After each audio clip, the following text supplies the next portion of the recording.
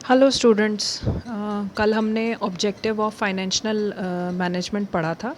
आज हम देखेंगे कि फाइनेंशियल मैनेजमेंट को आगे प्रोसीड करने के लिए हमें क्या क्या चीज़ों की ज़रूरत होती है। बेटे, आपको ये एक चीज़ पता होगी कि आपने जैसे कोई भी बिज़नेस में कोई पैसा इन्वेस्ट करना होता है। अब आप एक हार्ड अर्न मनी हो, आप मान लीजिए आप बहुत मेहनत से सुबह उठ के काम पे जाते हैं, अपना पैसा इकट्ठा करते हैं, तो आप ऐसे ही किसी भी बिज़नेस में नहीं लगाएंगे। वही चीज़ का ध्यान रखते हुए आपको एक चीज़ फाइनेंशियल डिसीजंस लेने पड़ते हैं। बेटे, आपके पास जो पैसा होता है वो आप इकलौता ये नहीं है कि आपके पास आपकी सैलरी आई और आपने अपनी पूरी सैलरी इधर उधर वेस्ट कर दी। बहुत से लोग होते हैं जो बेचारे, जैसे आपके फादर हैं, मदर हैं, वो बेचारी वर्क करती होंगी तो वो अपनी सैलरी लेकर आती होंगी, तो वो कुछ आपकी इच्छाएं पूरी करती होंगी, कुछ अपनी इच्छाएं पूरी करती होंगी, कुछ घर की रिक्वायरमेंट पूरी करती होंगी। तो वही चीज़ जब हम अपने जिसे कहते हैं ऑर्गेनाइजेशन में लगाते हैं, उसको हम फाइनेंशियल डिसीजंस कहते हैं। फाइनेंशियल डिसीजन का मतलब क्या होता है? ये बेसिकली 3 पार्ट्स में डिवाइडेड होता है। पहला होता है आपका इन्वेस्टमेंट डिसीजन, दूसरा होता है फाइनेंसिंग डिसीजन और तीसरा होता है आपका डिविडेंड डिसीजन। बेटे, इन्वेस्टमेंट डिसीजन का क्या मतलब होता है? इन्वेस्टमेंट का मतलब होता है मुझे पैसा कैसे लगाना है। इन्वेस्टमेंट का मतलब है मुझे पैसा कैसे लगाना है। मैं शॉर्ट टर्म में लगाना चाहता हूँ, मैं लॉन्ग टर्म में लगाना चाहता हूँ, मैं क्या कहते हैं अभी लगाना चाहता हूँ, मैं बाद में लगाना चाहता हूँ। ये सारी चीज़ें आपकी इन्वेस्टमेंट डिसीजन पे आती हैं कि मेरे पास जो पैसा है वो मुझे कैसे लगाना है अपनी ऑर्गेनाइजेशन में। दूसरा आपका आता है फाइनेंसिंग डिसीजन। फाइनेंसिंग डिसीजन का बेसिकली मतलब ये होता है किस तरीके से मुझे अपना पैसा लगाना है। अब ऐसा तो हो नहीं सकता जैसे हमने इन्वेस्टमेंट डिसीजन ये ले लिया कि अगर मैं अपने लिए मशीनरी ख़रीदूँगा तो मैं एकदम से 5 मशीनरी ख़रीदूँगा, एकदम से 5 मशीनरी नहीं ख़रीदूँगा। ये सारी चीज़ें हमें इन फाइनेंसिंग डिसीजंस में लेनी होती है। और थर्ड होता है आपका डिविडेंड डिसीजन। डिविडेंड डिसीजन का मतलब होता है जो मेरे पास पैसा वापस आया प्रॉफिट के तौर पे, उस पर किस किस का अधिकार है। अगर जैसे मान लीजिए भी आपका बर्थडे आएगा, ठीक है, आपके फ्रेंड आपके ऊपर पैसा खर्चेंगे, आपको अच्छी सी पार्टी देंगे, ठीक है, आपको गिफ्ट्स देंगे, तो आपको भी तो एक रिटर्न गिफ्ट देना ही पड़ता है। जैसे अगर आपका बर्थडे आता है, आप अपने फ्रेंड्स को बहुत अच्छी लाजवाब पार्टी देते हो, तो पार्टी के बदले में आपके फ्रेंड्स आपको गिफ्ट्स देते हैं। यही होता है कि मेरे को अपनी बर्थडे पार्टी में जो मेरे फ्रेंड्स ने ऑलरेडी मुझे गिफ्ट दे दिया है, उसके इन रिटर्न में मुझे अपने फ्रेंड के लिए और क्या करना चाहिए, वो होते हैं आपके डिविडेंड डिसीजन। अब सबसे पहले इसमें आते हैं आपके इन्वेस्टमेंट डिसीजंस। इन्वेस्टमेंट डिसीजंस को कैसे बोलते हैं? Investment decision can be a long term और अ शॉर्ट टर्म।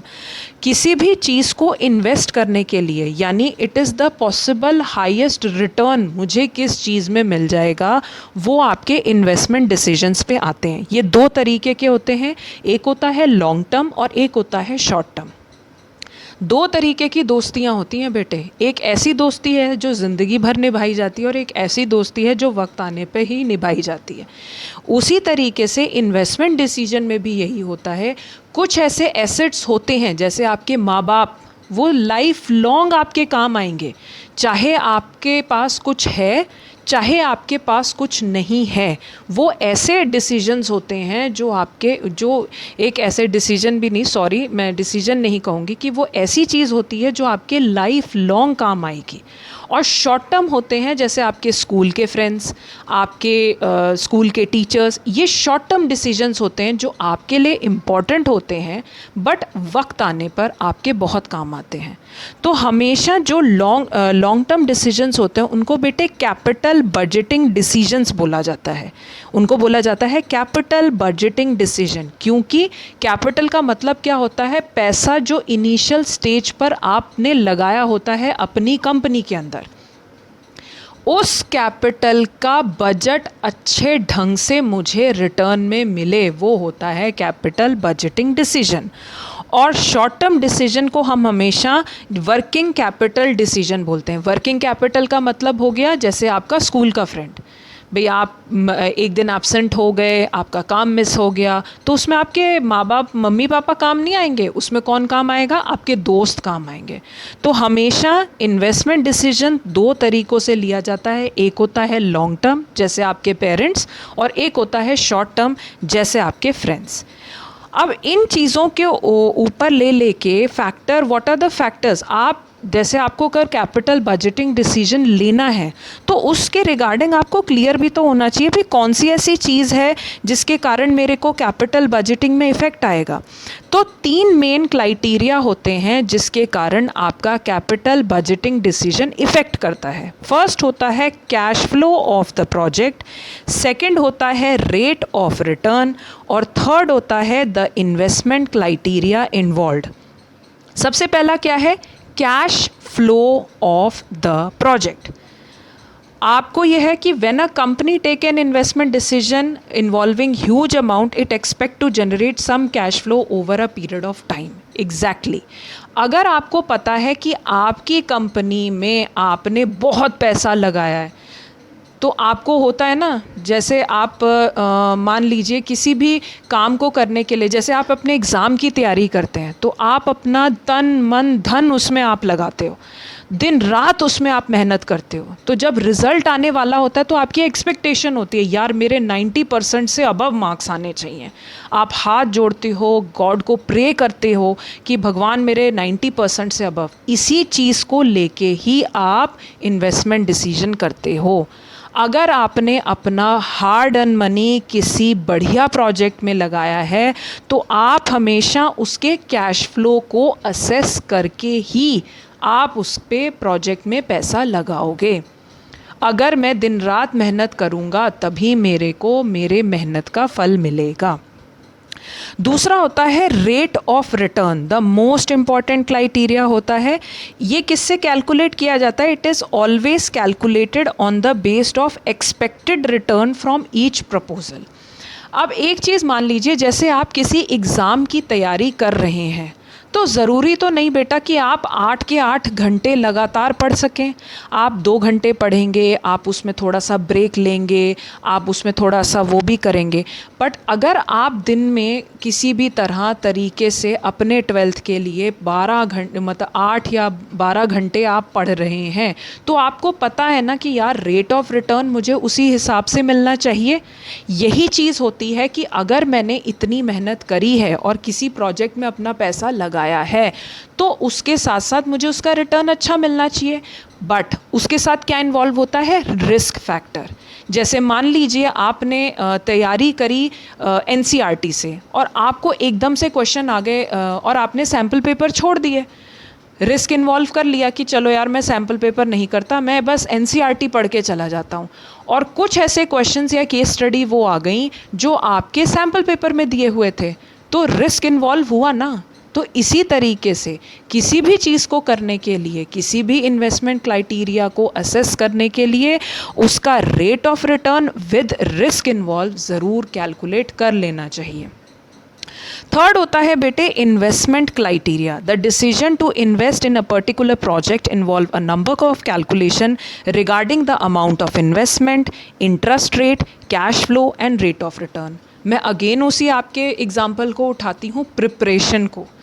अगर आपके पास 1 महीने का टाइम है बीएसटी के प्रिपरेशन करने के लिए, या तो आप ये कह सकते हैं ठीक है यार देख लेंगे कर लेंगे, अरे होता रहेगा कुछ नहीं होगा, हमने पहले भी प्रिपरेशन करी है। या फिर इस टाइम को आप बेस्ट यूटिलाइजेशन करेंगे, आप अपनी बुक्स को, अपनी केस स्टडी को डिफरेंट एस्पेक्ट, डिफरेंट मेजॉरिटी में डिवाइड करेंगे, उसको कैलकुलेट करेंगे कि अगर मैं 2 घंटे पढ़ता हूँ तो मुझे क्या फ़ायदा होता है, और अगर मैं 4 घंटे पढ़ता हूँ इस टाइम पे तो मुझे क्या फ़ायदा होता है। ये तीनों फैक्टर्स यानी cash flow of a project, rate of return and the investment criteria involve, इन तीनों चीज़ों को देखते ही आपका इन्वेस्टमेंट प्रोजेक्ट इन्वॉल्व रहता है। ठीक है। सेकंड उसमें आता है बेटे फाइनेंसिंग डिसीजन। मैंने क्या बताया था, इन्वेस्टमेंट डिसीजन होता है कि मुझे कहाँ पैसा लगाना है, लॉन्ग टर्म में लगाना है या शॉर्ट टर्म में लगाना है। फाइनेंसिंग डिसीजन मुझे कितना पैसा लगाना है।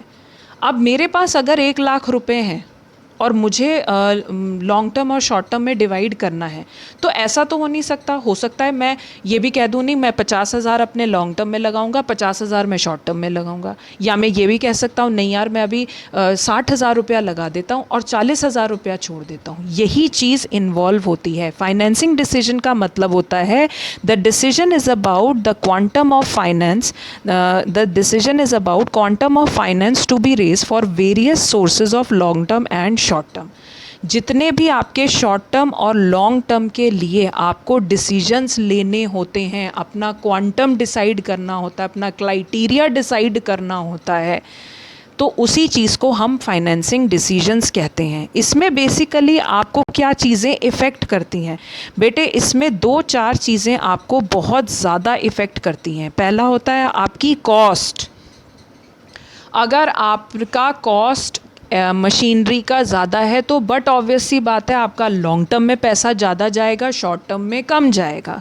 अगर आपका रिस्क इन्वॉल्व ज़्यादा है, अगर आपको जल्दी पैसा चाहिए, जैसे हम लोग म्यूचुअल फंड्स में, शेयर्स में, शेयर मार्केट में, इन सारी चीज़ों में अपना पैसा डाल देते हैं। क्यों डाल देते हैं?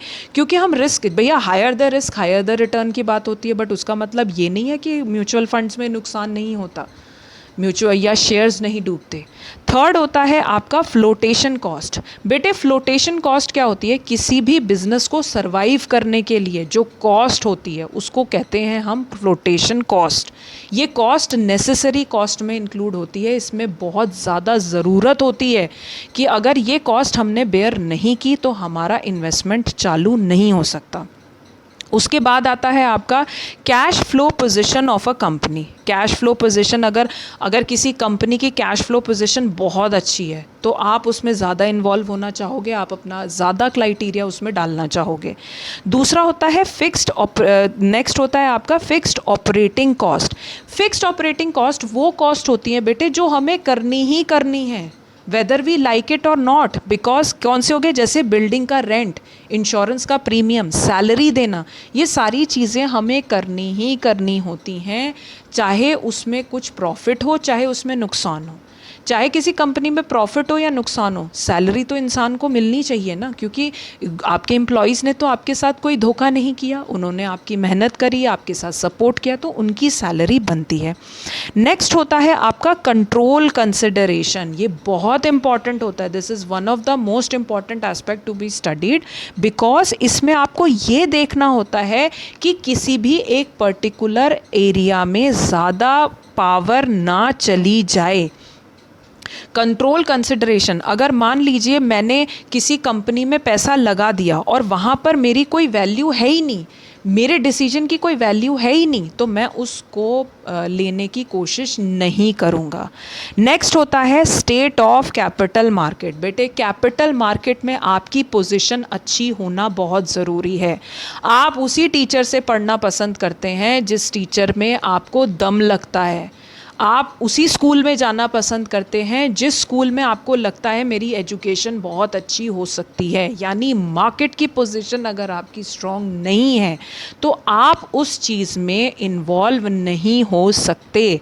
अगर आपको ये लगता है कि सिर्फ मुझे कंपनी के नाम में, अब जैसे आप ये लगा लीजिए जॉकीज़, एडिडास, ये सिर्फ ब्रांड्स हैं जिसके ऊपर पूरी की पूरे शोरूम चल रहे हैं, 6-6 हज़ार रुपये के उनके शूज़ बिक रहे हैं। क्यों? ब्रांड है, कैपिटल मार्केट में उनका नाम है। अगर आपकी कंपनी का नाम होता है, स्टॉक की वैल्यू होती है, तो लोग ज़्यादा से ज़्यादा आपकी मार्केट में इन्वेस्ट करने में पसंद करेंगे। और लास्ट होता है बेटे आपका डिविडेंड डिसीजन। डिविडेंड डिसीजन का मतलब होता है कि आपका जो पैसा आ गया है वापस आपके पास, वो आपको किस तरीके से डिस्ट्रीब्यूट करना है। डिविडेंड डिसीजन का मतलब होता है, डिविडेंड क्या होता है? Dividend is that portion of profit which is distributed among the share holders. जो शेयर होल्डर्स के बीच में प्रॉफिट डिस्ट्रीब्यूट हो जाता है उसको हम डिविडेंड डिसीजंस कहते हैं। और इसके रिगार्डिंग जितने भी डिसीजंस लिए जाते हैं वो कंपनी बहुत केयरफुल और पूरे तरीके से स्टडी करके ही लेती है। क्यों लिया जाता है बेटे? सबसे पहले अगर 1 लाख रुपए की प्रॉफिट हुई है, मान लीजिए आपकी पार्टी हुई और आपने अपने फ्रेंड्स को रिटर्न गिफ्ट दिया, तो ऐसा तो हो नहीं सकता कि आप अपने बेस्ट फ्रेंड, आप ये भी तो देखते हो ना यार, मैं अपने बेस्ट फ्रेंड को थोड़ा सा अच्छा गिफ्ट दे दूं और बाकियों को बुरा गिफ्ट दे दूं उसको स्पेशल फील कराने के लिए। क्यों? क्योंकि वो आपकी प्रायोरिटी लिस्ट में है, आपका वो बेस्ट फ्रेंड है। इसी तरीके से जब भी कोई कंपनी प्रॉफिट अर्न करती है, वो अपने अर्निंग के साथ साथ अपने क्राइटेरिया को भी देखती है कि मुझे किस प्रायोरिटी में अपना पैसा बांटना है। सबसे पहला क्या फैक्टर इसको इफेक्ट करता है? Amount of earning. आपके पास है 100 रुपये, जिसमें आप 10-10 रुपये की 10 चॉकलेट्स खरीद सकते हैं अपने फ्रेंड्स में डिस्ट्रीब्यूट करने के लिए। अगर आपके बेस्ट फ्रेंड ने ये बोल दिया मुझे तो 150 रुपये की चॉकलेट चाहिए रिटर्न गिफ्ट में, क्या आप उसको गिफ्ट कर पाएंगे? नहीं। तो अमाउंट ऑफ अर्निंग देखना सबसे इम्पॉर्टेंट होता है। क्या मेरी जेब में इतने पैसे हैं कि मैं अपने बेस्ट फ्रेंड को उसकी टॉफ़ी गिफ्ट कर सकूँ? सेकेंड होता है स्टेबिलिटी ऑफ अर्निंग। क्या आपकी अर्निंग स्टेबल है? क्या आप अपनी अर्निंग पे इतना पैसा इकट्ठा कर पा रहे हैं कि आप अपने शेयर होल्डर्स को उनका पैसा वापस दे सकें? हमेशा उन शेयर होल्डर्स या उन कंपनी की वैल्यू ज़्यादा होती है, या मैं कहूँगी कि उसी फ्रेंड के ऊपर आप इन्वेस्ट करना पसंद करोगे जिस फ्रेंड पे आपको पूरा विश्वास होगा। अगर आपको पता है कि मेरी कंपनी एक स्टेबल अर्निंग पे है और मुझे उसमें बहुत पैसा मिलने वाला है इन फ्यूचर, उसी में ही आप अपने डिविडेंड को एक्सपेक्ट करते हो। थर्ड होता है आपका स्टेबिलिटी ऑफ डिविडेंड। आपका डिविडेंड स्टेबल होना चाहिए। आपको हर बार आपके फ्रेंड से हेल्प मिलनी चाहिए, तभी इन रिटर्न आप उसको 150 रुपये की टॉफ़ी दोगे। चाहे आउट ऑफ द वे जाके भी दो, या चाहे आप उसको 20 रुपये की 50 रुपये की भी टॉफ़ी दो, आप तभी दोगे जब आपकी स्टेबिलिटी ऑफ डिविडेंड है। आपका शेयर होल्डर्स आपको इन रिटर्न पूरा पैसा प्रोवाइड कर रहा है, आप उसको प्रायोरिटी बना रहे हो, और आप उसकी स्टेबिलिटी और आपकी जो स्टेबल अर्निंग हो रही है उसी में आप उसको स्टेबल डिविडेंड दे रहे हो। नेक्स्ट होता है ग्रोथ अपॉर्चुनिटी। किसी भी कंपनी में मैंने क्या बोला, कोई रिलेशनशिप को फर्दर करने के लिए उसकी ग्रोथ को देखना बहुत ज़रूरी है। आप अपने माँ बाप के साथ क्यों रहते हो? क्योंकि बचपन से लेकर जवानी तक वो आपको अपने साथ ग्रो कराते हैं, आप में चेंजेस लाते हैं, आपको मोटिवेट करते हैं अपनी छोटी छोटी चीज़ों के लिए। अगर आपको अपने माँ बाप से, आप मुझे एक बात बताइए, अगर भगवान ना करे किसी के पेरेंट्स अगर उसको मारते हैं, पीटते हैं, या किसी के फादर बहुत आजकल हम देखते हैं अब्यूज़िव हैं, तो क्या वो बच्चा उस हेल्दी एटमॉस्फेयर में ग्रो कर पाता है? नहीं कर पाता। इसी तरीके से हमेशा आप उस कंपनी में ज़्यादा इन्वॉल्व होने की कोशिश करोगे जहाँ पर आपको उसकी ग्रोथ अपॉर्चुनिटी मिलने की कोशिश हो रही है। और लास्ट है आपका cash flow position of a company. As it is, जैसे कैश फ्लो पोजीशन आपका चलता रहता है, उसी के हिसाब से ये 5 ऐसे फैक्टर्स हैं जिनके बिना आपका डिविडेंड डिसीजंस नहीं हो सकते। इसके अलावा भी बहुत बेटे चीज़ें इन्वॉल्व होती है, जैसे share hold preferences, taxation policy, stock market reaction, access to capital market, legal constraint and contractual constraint, ये भी चीज़ें इन्वॉल्व होती हैं। बट अगर हमारा बोर्ड का कोई क्वेश्चन आता है कि उसमें डिविडेंड डिसीजन को इफेक्ट करने के 5 मेन फैक्टर्स कौन कौन से होते हैं, तो हम हमेशा amount of earning, stability of earning, stability of dividend, growth opportunity and cash flow position को ही इम्पॉर्टेंट एस्पेक्ट लगा के हम करते हैं। Thank you, and next video we will study about financial planning.